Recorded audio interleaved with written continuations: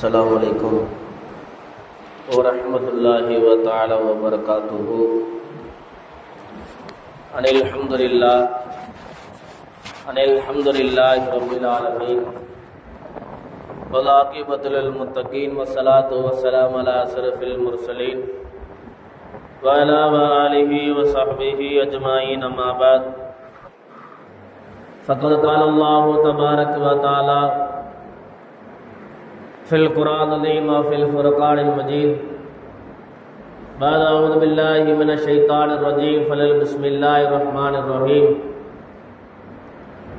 إن الله ملائكته يصلون على النبي يا أيها الذين آمنوا صلوا عليه وسلموا تسليما. اللهم صل على رسولك سيدنا ونبينا مولانا محمد وعلى آل سيدنا نبينا مولانا محمد وبارك وسلم عليه. قال نبينا عليه الصلاة والسلام إنما الأعمال بالنيات أو قام عليه الصلاة والسلام. புகழ் அனைத்தும் ஏக இறைவன் அல்லாஹ் ஒருவனுக்கே உரித்தாகுக. சத்திய நபி சர்தாரி ஆலம் எம்பெருமானார் முஹம்மது ரசூலுல்லாஹ் ஸல்லல்லாஹு அலைஹி வஸல்லம் அவர்கள் மீதும் அன்னவரின் அடிச்சுவற்றை அடிவாராமல் அப்படிக்கப்படி பின்பற்றி வாழ்ந்த உத்தம சத்திய சஹாபாக்கள், தாபீன்கள், தபோ தாபீன்கள், நாதவர்கள், நல்லவர்கள், அவுலியாக்கள், அக்தாபுகள், குறிப்பாக இந்த ஜிமாவுடைய நாளில் இறை இல்லத்தில் ஒன்று கூடி இருக்கக்கூடிய நம்மவர்கள் மீதும், இன்னும் வரதர இருக்கக்கூடிய நம்முடைய ஜமாத்தார்கள், நம்முடைய ஊரார்கள், நம்முடைய குடும்பத்தினர்கள், நம்மளை விட்டு பிரிந்து சென்ற நம்முடைய முன்னோர்கள் அனைவர்கள் மீதும் அல்லாஹ்வின் சாந்தியும் சமாதானமும் வற்றார கருணையும் ஈடேற்றமும் என்றென்றும் நீடித்து நிலவட்டு இருக்கட்டுமாக என்று துவா செய்தவனாக இஸ்லாத்தின் காணிக்கையானதை சலாத்தை பதிலை எதிர்பார்த்தவனாக கூறி எமது சிற்றூரை ஆரம்பம் செய்கின்றேன். அஸ்ஸலாமு அலைக்கும் வரஹ்மத்துல்லாஹி வதஆலா வபரகாத்துஹு. அன்பிற்கும் மிகுந்த பாசத்திற்கும் உரித்தான அல்லாஹ்வின் நல்லடியார்களே, நம்மளை படைத்திருக்கக்கூடிய வல்ல நாயன் அவன் புறத்திலிருந்து மனிதர்களுக்கு என்னென்ன தேவைகள் இருக்கின்றதோ எல்லா தேவைகளையும் அந்த இறைவன் மனிதனுக்கு தேவைப்படக்கூடிய நேரத்தில் அவன் கொடுத்து கொண்டே இருக்கின்றான். அதில் எந்த ஒரு சந்தேகமும் இல்லை. ஆனால் அந்த எல்லா நியமத்துகளை பெற்றுக்கொண்ட மனிதன் சமுதாயம் இறைவன் புறத்திலிருந்து, கடவுள் புறத்திலிருந்து எல்லாத்தையும் தனக்காக வாங்கி கொண்ட இந்த மனித சமுதாயம், இந்த மனிதனாக இருக்கக்கூடியவன் நன்றி கெட்டத்தனமாக கொடுத்த பொருளுக்கு நன்றி செலுத்தாமல் வாழ்ந்து கொண்டிருக்கின்றான். அன்புக்குரியவர்களை சிந்தித்து பார்க்க கவலைப்பட்டிருக்கின்றோம். வல்லநாயின் நமக்கு அருளிருக்கக்கூடிய புனிதமான இந்த இஸ்லாத்துடைய மார்க்கம், இந்த இஸ்லாத்துடைய மார்க்கம் எவ்வளவோ விஷயங்களே மனிதனுக்கு போதித்து கொண்டிருக்கிறது. ஒரு மனிதன் இந்த மார்க்கத்திலே எப்படி நடந்து கொள்ள வேண்டும், ஒருவன் எப்படி பேச வேண்டும், உணவு உண்ணும் முறை எப்படி இருக்க வேண்டும், அவனுடைய ஆடை முறை எப்படி இருக்க வேண்டும், அவன் பிற இடத்தில் பேசக்கூடிய முறை எப்படி இருக்க வேண்டும் என்று ஒவ்வொரு கட்டமாக ஒவ்வொரு பிரிவனாக இந்த இஸ்லாம் மார்க்கம் மனிதனுக்கு அழகான முறையில் கற்றுக்கொண்டே இருக்கிறது. அன்புக்குரியவர்களை, இந்த கற்றுக் கொடுக்கக்கூடிய இந்த எல்லா விஷயங்களும் ஆக சிறந்தது என்ன ஒன்று கேட்டால், வல்லநாயகனுக்கு நம்ம செலுத்தக்கூடிய ஆக சிறந்த ஒரு கடமையில் முக்கியமான கடமையாக முக்கியமான இடத்தில் அங்கே வைத்து இருக்கக்கூடிய ஒரு கடமை தொழுகை என்று சொல்லக்கூடிய மிகப்பெரிய ஒரு கடமை. அன்புக்குரியவர்களே, இந்த தொழுகையை முஸ்லிம் சமுதாய மக்கள் ஏற்று நடந்து கொண்டிருந்தால், யார் யாரெல்லாம் தன்னுடைய வாழ்க்கையிலே தொழுகையை எடுத்து நடந்து கொண்டிருக்கின்றார்களோ அவர்களுடைய வாழ்க்கை ஜெயம் பெற்ற வாழ்க்கையாக வாழ்ந்து கொண்டிருக்கின்றார் என்பதில் எந்த ஒரு அச்சமும் இல்லை. ஒரு மனிதர்கள் ஒரு குடும்பத்தில் 5 நபர்கள் இருக்கின்றார்கள், 6 நபர்கள் இருக்கின்றார்கள், அது 3 நபர்கள் இருக்கின்றார்கள், அது 2 நபர்கள் இருக்கின்றார்கள் சொன்னால், அவருடைய வாழ்க்கையிலே இறைவன் அவர்களுக்கு கடமையாக்கப்பட்ட தொழுகையை சரிவராக தன்னுடைய வாழ்க்கையிலே அவர்கள் தொழுது கொண்டு வந்து கொண்டிருந்தால் அவருடைய வாழ்க்கை சிறந்த வாழ்க்கையாக அல்லாஹ் ஆக்கி வைத்திருக்கின்றான். அன்புக்குரியவர்கள், இந்த தொழுகையை பற்றி எடுத்து பார்க்கக்கூடிய நேரத்திலே ஒரு மனிதன் தொழுது அல்லாஹ்தாலா ஏராளமான சிறப்புகளை இந்த தொழக்கூடிய மனிதனுக்கு வல்லநாயகன் கொடுக்கின்றார் என்பதாக ஹாத்தம் நபி பெருமானார் முஹம்மது ரசூலுல்லாஹி ஸல்லல்லாஹு அலைஹி வஸல்லம் தனது ஹதீஸில் அறிவிக்கின்றார்கள். உமக்குரியவர் விளங்கிக் கொள்ள வேண்டும், ஒரு மனிதன் தொழுகையினுடைய சிறப்பை பற்றி பிரித்து கொண்டான் என்று சொன்னால், தொழுகையை அறிந்து கொண்டான் என்று சொன்னால் அவன் தொழுகைக்கு போட்டி போட்டுக் கொள்வான் என்பதாக எம்பெருமானார் முஹம்மது ரசூலுல்லாஹி ஸல்லல்லாஹு அலைஹி வஸல்லம் சொல்லியிருக்கின்றான். ஒருவரை சல்மான் பாரிசி ரலியல்லாஹு தஆலா அன்ஹு இப்படியாக ஒரு ஹதீஸ் அறிவிக்கின்றார்கள். அவர்கள் சொல்லக்கூடிய ஒரு வார்த்தை, நானும் சில சஹாபாக்களும் நாயகம் ஸல்லல்லாஹு அலைஹி வஸல்லம் அவர்களோடு நடந்து கொண்டிருக்கின்றோம். தெருவழியாக நடந்து கொண்டிருக்கக்கூடிய நேரத்திலே ஒரு மரத்துக்கு பக்கத்திலே நாங்கள் ஓய்வெடுப்பதற்காக நின்று கொண்டிருக்கின்றோம். அந்த மரத்தை பிடித்து நாயகம் ஸல்லல்லாஹு அலைஹி வஸல்லம் அவர்கள் மரத்தை பிடித்து ஆட்டுகின்றார்கள். மரத்திலிருந்து கிளைகள் உதிர்ந்து கீழே விழுகிறது. நாயகம் ஸல்லல்லாஹு அலைஹி வஸல்லம் அவர்கள் மரத்தை ஆட்டுகின்றார்கள். மரத்தை ஆட்டக்கூடிய நேரத்திலே மரத்தில் இருக்கக்கூடிய கிளைகள் எல்லாம் கீழே உதிர்ந்து விடுகிறது. இதை பார்த்த எம்பெருமானார் முஹம்மது ரசூலுல்லாஹி ஸல்லல்லாஹு அலைஹி வஸல்லம் அவர்கள் அந்த மனிதர்களை பார்த்து, சஹாபாக்களை பார்த்து நாயகம் ஸல்லல்லாஹு அலைஹி சொன்னார்கள், அந்த மரத்தை எப்படி பிடித்து ஆட்டுகின்றனோ, ஆட்டக்கூடிய நேரத்திலே அந்த மரத்திலிருந்த கிளைகள் எப்படி கீழே விழுகிறதோ, அதே போன்ற ஒரு மனிதன் ஐவேளை தொழுகையை சிறிதுமாறாக தொழுது வந்து கொண்டிருந்தால் இந்த மரத்திலிருந்து எப்படி கிளைகள் உதிர்கிறதோ, இந்த மரத்திலிருந்து எப்படி கிளைகள் கீழே விழுகிறதோ, அதே போன்று இவனுடைய பாவங்கள் எல்லாம் கீழே விழுந்து விடுகிறது என்பதாக எம்பெருமானார் முஹம்மது ரசூலுல்லாஹி ஸல்லல்லாஹு அலைஹி வஸல்லம் அவர்கள் தனது ஹதீஸ் செய்தியாக அறிவிக்கின்றார்கள். இன்னொரு ஹதீஸில் நாயகம் ஸல்லல்லாஹு அலைஹி வஸல்லம் அவர்கள் சஹாபாக்களை பார்த்து கேட்கின்றார்கள். சஹாபாக்கள் கூட்டத்தில் இருக்கக்கூடிய நேரத்தில் நாயகம் ஸல்லல்லாஹு அலைஹி வஸல்லம் சஹாபாக்களை பார்த்து கேட்கின்றார்கள், அன்பு தோழர்களே, ஒரு வீட்டுக்கு முன்னால் ஒரு ஆறு ஒன்று ஓடுகிறது. நாயகம் ஸல்லல்லாஹு அலைஹி வஸல்லம் அவர்கள் சஹாபாக்களுக்கு பார்த்து கேட்கக்கூடிய ஒரு வார்த்தை, ஒருவர் வீட்டுக்கு முன்னால் ஒரு ஆறு ஒன்று அல்லது ஒரு குளம் ஒன்று அல்லது ஒரு வாய்க்கால் ஏதோ ஒன்று ஓடிக்கொண்டு இருக்கிறது. ஓடிக்கொண்டிருக்கக்கூடிய அந்த தண்ணீரிலே ஒரு மனிதர் ஒரு நாளைக்கு 5 வேளை குளிக்குகின்றார். 5 வேளையை குளிக்குகின்றான். காலையில், மதியம், மாலை, ஈவினிங் எந்த 5 வேளையும் அந்த ஒரு மனிதன் அந்த காற்றிலே குளிக்கின்றான். குளிக்கக்கூடிய நேரத்திலே அந்த மனிதனுடைய உடம்பில் ஏதாவது அழுக்கு இருக்குமா என்று நாயகம் ஸல்லல்லாஹு அலைஹி வஸல்லம் சஹாபாக்களை பார்த்து கேட்கின்றார்கள். உடனே சஹாபாக்கள், யார் ரசூலுல்லாஹ், அப்படி எதுவும் இருக்காது. ஒரு மனிதன் ஒரு நாளைக்கு குளித்தாது என்று சொன்னால் அவனுடைய உடம்பிலிருந்து அழுக்கு போய்விடும்.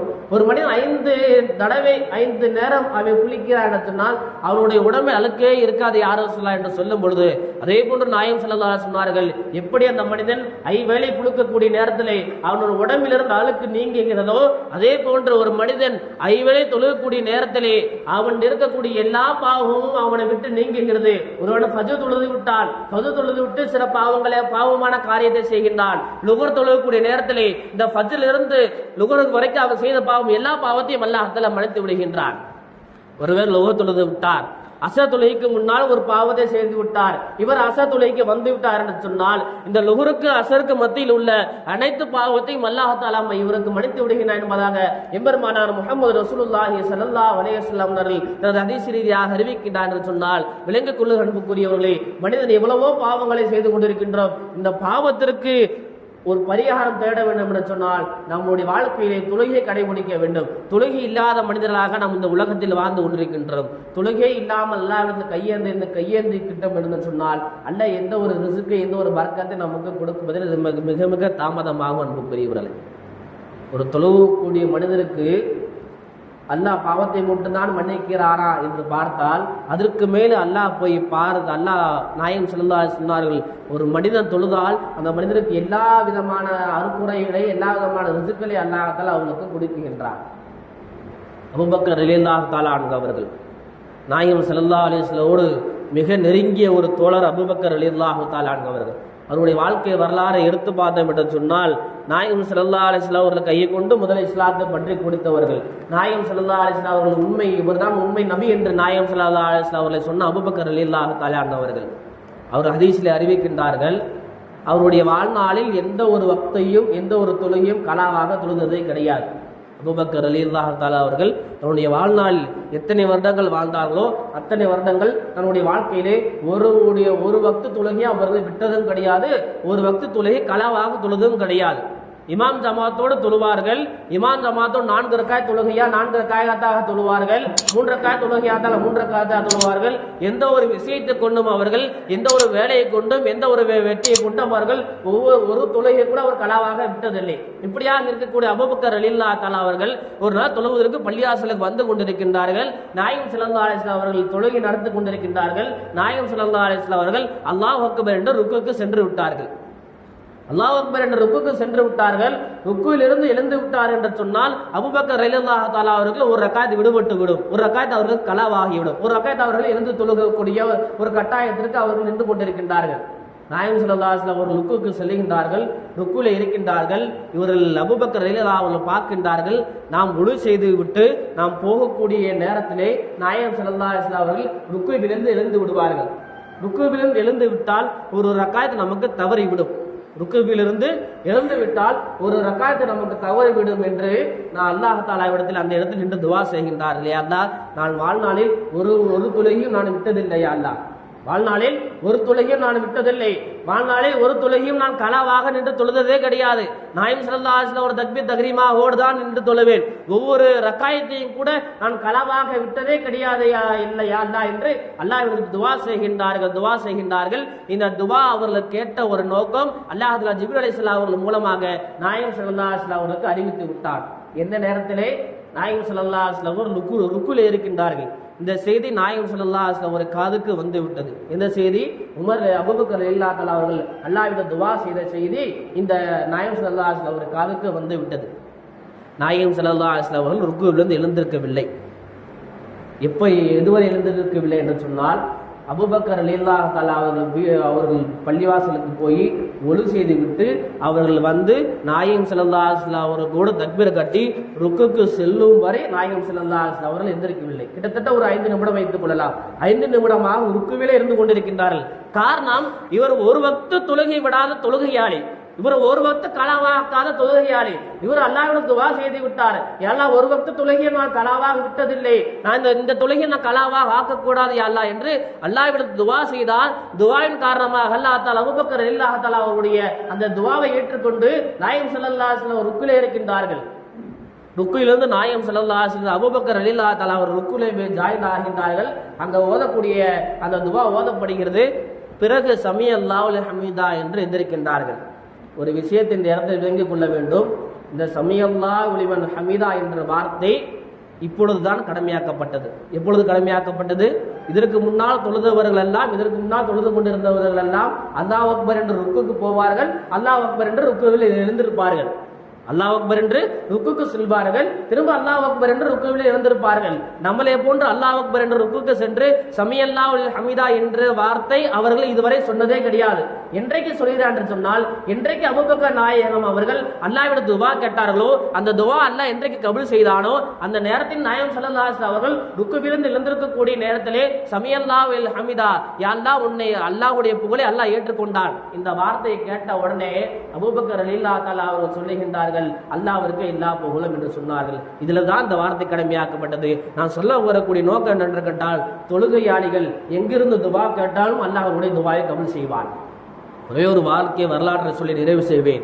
ஒரு ஹதீஸில் எப்படியாக வருகிறது, ஒரு ஊரிலே இடைத்தரகர் என்று ஒரு மனிதர் இருந்தார்.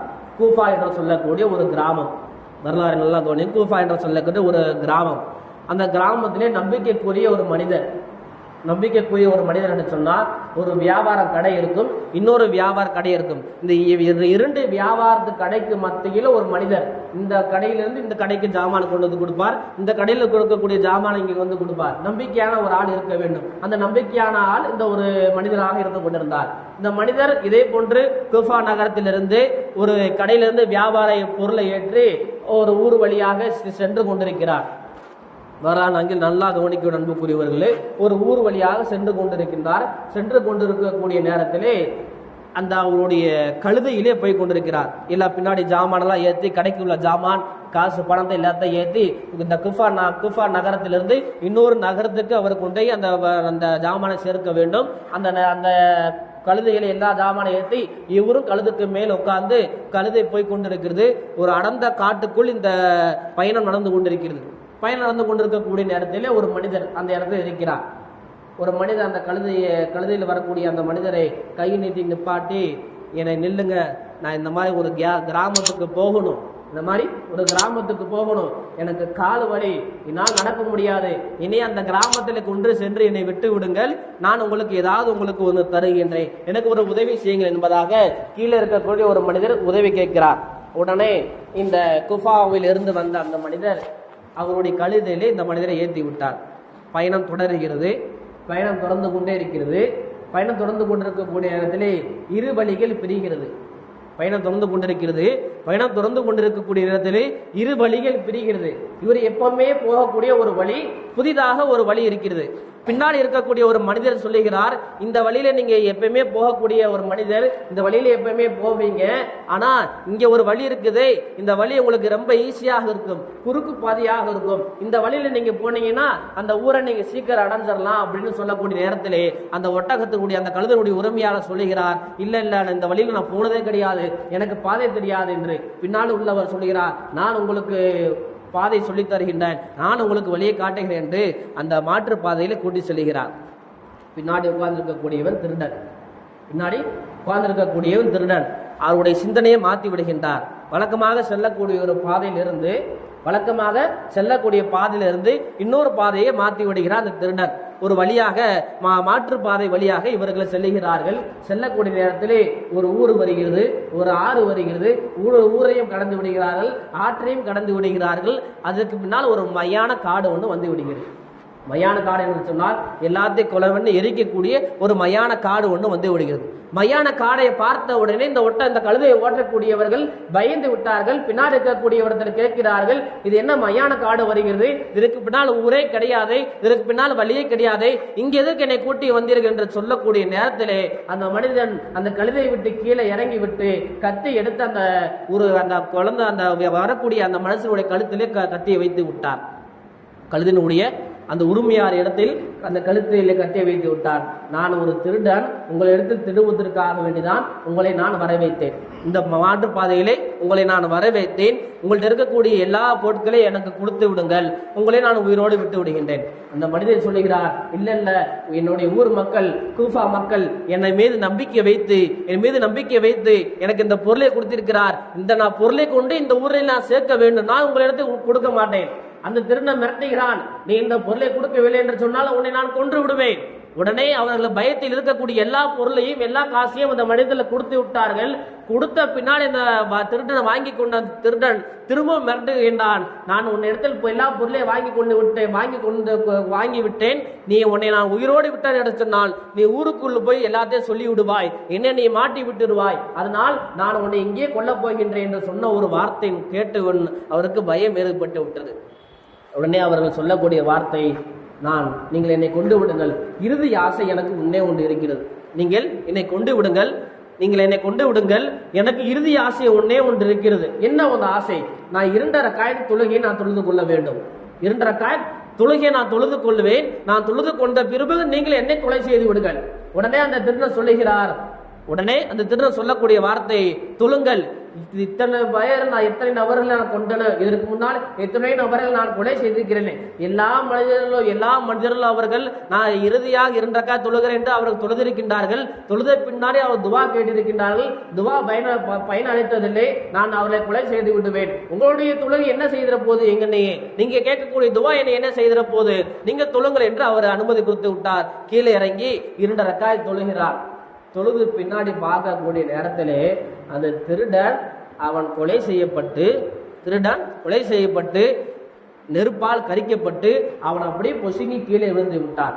காரணம் என்னவென்று கேட்டால், இந்த தொழுகையாளி, ஐவேளை தொழுகையாளி, ஒரு வக்து தொழுகை விடாத தொழுகையாளி அந்த நேரத்திலிருந்து தொழுது முடித்து விட்டு சஜ்தாவில் விழுந்து துவா செய்கின்றார். யா அல்லாஹ், என்னை நம்பி ஊருக்கார் குஃபா மக்கள், யா அல்லாஹ், என்னை நம்பி பொருளை கொடுத்திருக்கின்றார்கள், அதை கொண்டு நான் பத்திரமாக சேர்க்க வேண்டும் யா அல்லாஹ் என்று தொழுகையாளி ஒரு இடத்திலிருந்து துவா கேட்கிறார். அவருடைய துவாவை அவருடைய துவாவை அல்லாஹ் தஆலா கபூல் செய்துவிட்டு பின்னால் இருக்கக்கூடிய எதிரியை அல்லாஹ் தஆலா பசுக்கி விட்டார் என்பதாக ஹதீஸ் ஷரீஃபிலே வரக்கூடிய விஷயம் என்று அன்புக்குரியிலே விளங்கிக் கொள்ள வேண்டும். ஒரு மனிதன் அவன் தொழக்கூடிய நேரத்திலே அவன் பள்ளிவாசலில் இருந்து தான் துவா கேட்டா துவா ஏற்றுக்கொள்ளப்படுமா என்று எந்த ஒரு அச்சமும் இல்லை. அவன் எங்கிருந்து துவா கேட்டான் துவா ஏற்றுக்கொள்ளப்படும். அவன் வீட்டிலிருந்து துவா கேட்கின்றான், தெருவிலிருந்து துவா கிடைக்கின்றான், நடு தெருவிலிருந்து துவா கிடைக்கின்றான், நடு ரோட்டிலிருந்து துவா கிடைக்கின்றான். ஒரு மனிதன் தொழக்கூடிய ஒரு மனிதன் எந்த இடத்திலிருந்து துவா கேட்டாலும் அவருடைய துவா அல்லாஹ் கண்டிப்பாக நிச்சயமாக கபூல் செய்வான் என்பதில் எந்த ஒரு அச்சமும் எந்த ஒரு சந்தேகமும் இல்லை. அன்புக்குரியவர்களே, நாம் சொல்லக்கூடிய வார்த்தை தொழுகையை கடைபிடிங்கள். நீங்க தொழுகையை கடைபிடிக்கக்கூடிய காரணத்தினால் உங்கள்ட்ட இருக்கக்கூடிய பலா முசீபத்தை அல்லாஹ் தஆலா நீக்கி விடுவார். நீங்க தொழுகையை கடைபிடிக்கக்கூடிய நேரத்தில் உங்கள்ட்ட இருக்கக்கூடிய எல்லா விதமான கஷ்டங்களை அல்லாஹ் தஆலா நீக்கி விடுவார். உங்களுடைய பாவத்தை அல்லாஹ் தஆலா மன்னித்து விடுவார். பாவத்தை மன்னித்து மட்டும் அல்லாஹ் தஆலா உங்களுக்கு என்னென்ன தேவை இருக்கின்றதோ நீங்கள் அல்லாஹ்விடத்தில் கேட்காமலே உங்களுக்கு எல்லா தேவையும் அல்லாஹ் தஆலா உங்களுக்கு கொடுத்துருவார். அதில் செய்யக்கூடிய வார்த்தை தொழுகையை சரிவரலாக தொழுக வேண்டும். தொழுகையில் என்ன ஓத வேண்டும், அத்தியாயத்தில் என்ன ஓத வேண்டும், ருக்குவில என்ன ஓத வேண்டும் என்று தொழுகையை சரிவராக தொழுது வந்தோம் என்று சொன்னால் நம்மளுடைய தேவை அல்லாஹ்விடத்தில் கேட்க தேவையில்லை. நம்முடைய தேவை என்னவென்று அவனுக்கே தெரியும். நம்ம கேட்பதற்கு முன்பதாக நம்முடைய தேவையை அல்லாஹ் தஆலா கபூல் செய்து விடுவான். ஆக அன்புக்குரியவர்களே, நாம் தொழக்கூடிய தொழுகையை சரிவராக தொழக்கூடிய பாக்கியத்தை வல்ல நாயன் நம் அனைவருக்கு தந்தர் புரிவானாக. நாம் வாழுங்காலம் எல்லாம் லா இலாஹ இல்லல்லாஹ் முஹம்மது ரசூலுல்லாஹ் திருக்கலிமோடு வாழ்ந்து திருக்கலிமோடு மரணிக்கூடிய பாக்கியத்தை வல்ல நாயன் நம் அனைவருக்கு தந்தர் உருவானாக. நாம் இறுதி பேச்சும் இறுதி மூச்சும் லா இலாஹ இல்லல்லாஹ் முஹம்மது ரசூலுல்லாஹ் பேச்சாக மூச்சாக இருக்கக்கூடிய பாக்கியத்தை வல்ல நாயன் நம் அனைவருக்கு தந்தர் உருவானாக. நல்ல வாழ்க்கையை வல்ல நாயன் நம் அனைவருக்கு தந்தர் உருவானாக. கஷ்டமான சிரமமான வாழ்க்கையை விட்டு அல்லாஹ் நம்மளை அனைவரை காப்பாற்ற உருவானாக. நோய் நொடியை விட்டு அல்லாஹ் நம்மளை காப்பாற்ற உருவானாக. அல்லாஹ் நமக்கு வரக்கூடிய தீங்கை விட்டு அல்லாஹ் காப்பாற்ற உருவானாக. எந்த காரியத்தை செய்தாலும் அல்லாஹ்விற்கு பொருத்தமான காரியத்தை செய்யக்கூடிய பாக்கியத்தை வல்ல நாயன் நம் அனைவருக்கு தந்தர் உருவானாக.